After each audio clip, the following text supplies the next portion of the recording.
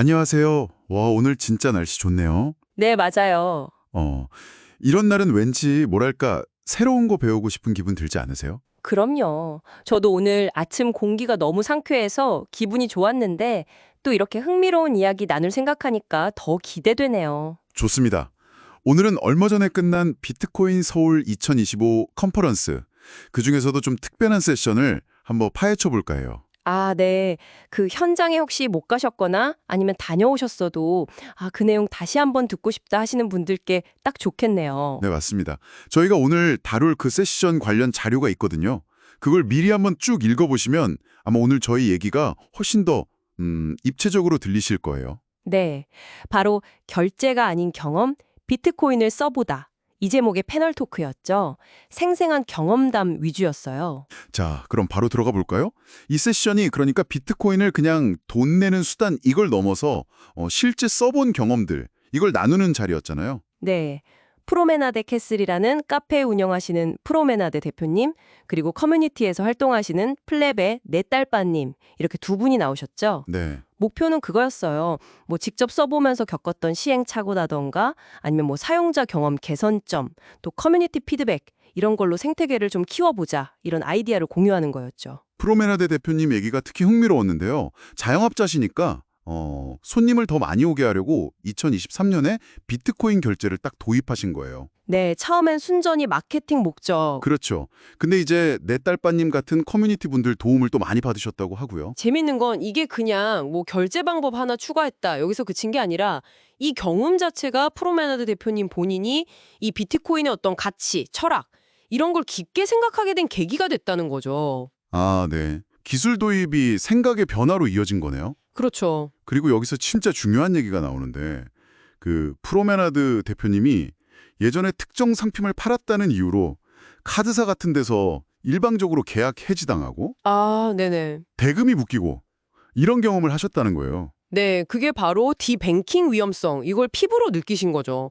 사업하는 사람 입장에서는 정말 뭐랄까 경제적 사용선거나 다름없잖아요. 그렇죠. 그래서 비트코인이 누구 허락받을 필요 없이 그냥 경제 활동을 할 수 있게 해주는 약간 자유로 향한 길처럼 보였다. 이 말씀이 참 와닿더라고요. 근데 또 이런 생각도 들어요. 보통 비트코인 팔지 마라, 존버해라 이런 말 많이 하잖아요. 네네, 그렇죠. 근데 또 프로메나드 대표님처럼 결제를 받으려면 누군가는 써야 하는 거니까 이게 약간 모순 아닌가 싶기도 하고요. 실제로 매장에선 비트코인 내면 10% 할인까지 해주시면서 쓰라고 권장하시잖아요. 네, 그 부분에 대해서 내 딸바님이 명확하게 설명을 해주셨어요. 팔지 말라, sell 하는 거랑 쓰지 말라, spend 하는 건 다르다는 거죠. 아, 다르다. 네, 팔지 말라는 건 더 좋은 가치 저장 수단을 찾아서 다른 걸로 바꾸지 말라는 뜻이지 필요한 거 살 때 쓰지 말라는 뜻은 아니란 해석이에요. 오히려 쓰는 게 생태계를 키우는 거다. 쓰는 게 키운다. 네, 그래서 가치 저장과 소비 이 두 개가 꼭 충돌하는 건 아니다 이렇게 보신 거죠. 그럼 또 그 질문이 나오네요. 닭이 먼저냐, 달걀이 먼저냐 같은 거. 비트코인은 그럼 결제 수단이에요? 가치 저장 수단이에요? 고전적인 질문이죠. 프로메나드 대표님은 그 라이트닝 네트워크 있잖아요. 네, 빠르고 싸게 보내는 거. 네, 그것 때문에 결제 기능도 이제 충분히 좋아졌고 둘 다 중요하다 이렇게 보셨어요. 사용자가 늘면 자연스럽게 유통량도 늘고 그런 변동성도 좀 안정되지 않겠냐 이런 기대. 네. 내 딸바님도 비슷하게 비트코인은 돈이니까 당연히 두 기능 다 하는 거고 중요한 건 결국 시장의 선택 사용자가 늘어야 한다. 이걸 강조하셨고요. 시장의 선택. 네, 그리고 이런 비교도 했어요.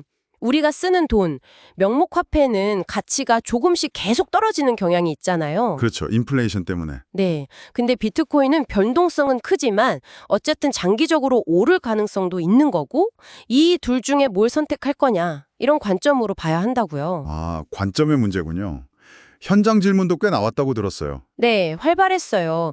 뭐 실제 결제 비중은 어느 정도냐? 아직은 매출의 한 1% 정도래요. 세금 처리는 어떻게 하냐? 받을 때가 아니라 원화로 팔 때 양도소득 생긴다. 그리고 역시나 가격 변동성 문제 이런 것들이요. 역시 변동성 얘기가 빠지지 않는군요. 그쵸. 근데 변동성에 대해서는 프로메나드 대표님은 지금 결제 비중 낮으니까 아직은 감당할 만하다.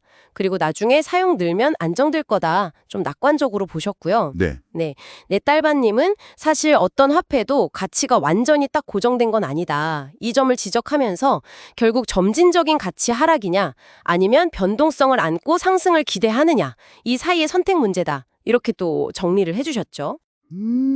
어떤 리스크를 택할 거냐 이거네요. 네, 맞습니다. 저는 이번 얘기 들으면서 그냥 우리가 너무 당연하게 생각하는 거 있잖아요. 돈 주고 받는 거. 근데 그 뒤에 사실 자유라는 문제가 숨어 있구나. 이걸 다시 한번 생각하게 됐어요. 기술적인 걸 넘어서 좀 철학적인 질문을 던지는 것 같아서 흥미로웠고요. 저도요. 특히 그냥 이론으로만 얘기하는 게 아니라 실제 자영업 하시면서 비트코인 쓰면서 부딪히는 그런 현실적인 문제들이 있잖아요. 뭐 아직 사용률 낮은 거라든지 세금 문제라든지 네네. 그런 고민 속에서도 그래도 비트코인에서 어떤 희망을 찾으려고 계속 시도하는 모습, 그게 참 인상 깊었어요. 뭐랄까, 이상과 현실 사이의 그 간극을 메우려는 노력 같은 게 느껴졌다고 할까요? 오늘 저희가 나눈 이 이야기가 여러분께도 어떤 작은 생각거리라도 던져주었으면 좋겠습니다. 여러분에게 돈이란 뭘까요? 그리고 경제적 자유는 또 어떤 의미일까요? 비트코인 같은 이런 새로운 기술이 앞으로 이걸 어떻게 바꿀 수도 있을지 한 번쯤 생각해 보시는 것도 좋을 것 같습니다. 네, 다음번에도 여러분의 지적 호기심을 자극할 만한 흥미로운 주제로 다시 찾아뵙겠습니다. Welcome, everyone, to another deep dive. Today, we're actually looking back, reflecting on some really compelling stuff shared at Bitcoin Seoul 2025. Yeah, absolutely. This isn't just a conference recap, though. No, not at all. It's more about digging into the human side of digital currency, right? Yeah. Based on what people actually experienced. Exactly. So for anyone who maybe couldn't make it to Seoul, or if you were there and just want to revisit some key discussions, that's what we're doing. Our goal today is basically to pull out the most important nuggets from a couple of really interesting linked sessions. One was called Bitcoin, Beyond Payments, Embracing Freedom. And the other. Bitcoin Experience Human Views on Digital Currency. Kind of similar themes, really. Okay, so we're focusing on how Bitcoin is being used for, well, more than just buying things, how it fits into everyday life. Precisely. And we're drawing a lot from this one panel with Promenade, who's the CEO of Promenade Castle, and Dalba from Flap. Right, I remember hearing about that session. They shared quite a bit, didn't they? Oh, yeah. Real-world stories. The trials, the mistakes, how they tweaked the user experience, and crucially, how feedback from the community really helped things grow. Okay, sounds fascinating. Let's unpack this then. Let's do it. So let's start with Promenade's story. A physical store, Promenade Castle, deciding to accept Bitcoin way back in 2023. Why? What was the thinking there? Well, according to Promenade, it was actually pretty straightforward at first. As a small business owner, self-employed, the main goal was just getting more customers. Simple as that. Right, attract a new market segment. Exactly. Taking Bitcoin felt like an innovative way to maybe tap into that Bitcoin community, you know? And what's interesting is Promenade admitted they weren't a Bitcoin guru from the start. Far from it. So learning curve then. A big one. They talked about learning from different resources, some that NetDalba had actually provided, and getting a lot of help from the community just to get the payment system running. They specifically mentioned setting up the Lightning Network. So this first step, really just a business decision, kind of opened the door for Promenade to get much more deeply interested in Bitcoin itself. Okay, so it starts pragmatically, but then something shifts. Right. You mentioned the theme, Beyond Payments, Embracing Freedom. Where does that come in? Yeah. This is where Promenade's story gets, well, quite serious. It highlights a major issue with, the traditional financial world. Okay. Promenade shared these really frustrating experiences where their payment systems, their business payment systems were just shut down, terminated by the providers. Shut down. Why? Not for anything illegal, apparently. It was based on what Promenade called subjective reasons. Like the providers deciding their products were somehow illegal, even if they weren't, just based on the provider's own judgment. Wow. And the consequences. Pretty severe. Their funds got frozen. They couldn't accept credit card payments online anymore, just cut off. That's terrifying for a business owner. Yeah. So they realized that just being able to receive money, the basic function of a business, wasn't guaranteed by these big companies. Exactly that. It became crystal clear that, you can be shut down, boom, just like that, with very little concern for how it impacts you or your business. Right. No recourse, really. Promenade described it as feeling totally powerless. And that feeling pushed them to desperately search for free economic activity, as they put it, looking for an alternative. And Bitcoin became that alternative? It became, in their words, a ray of freedom, a source of hope. It fundamentally changed their mindset about running the business, made them feel more secure, happier even. That really puts things in perspective. And NetDalba built on this idea too, right? Saying it's not just about businesses. Yeah, he broadened it out. He talked about this concept of debanking, being cut off from financial services. He argued that in our digital world, being debanked is almost like an economic death sentence. It can happen to individuals too, not just businesses. Powerful way to put it. And he tied it into the everyday struggle, not being able to use your own money how you want or seeing its value constantly chipped away by inflation. Right. He suggested Bitcoin forces us to ask these deeper questions, like, have we ever really been free to do what we truly want? And it offers this sense of control, of sovereignty over your own economic life. It's way beyond just payments. Okay, so that explains the freedom aspect. Yeah. But let's tackle something that often confuses people. This whole never sell your Bitcoin mantra.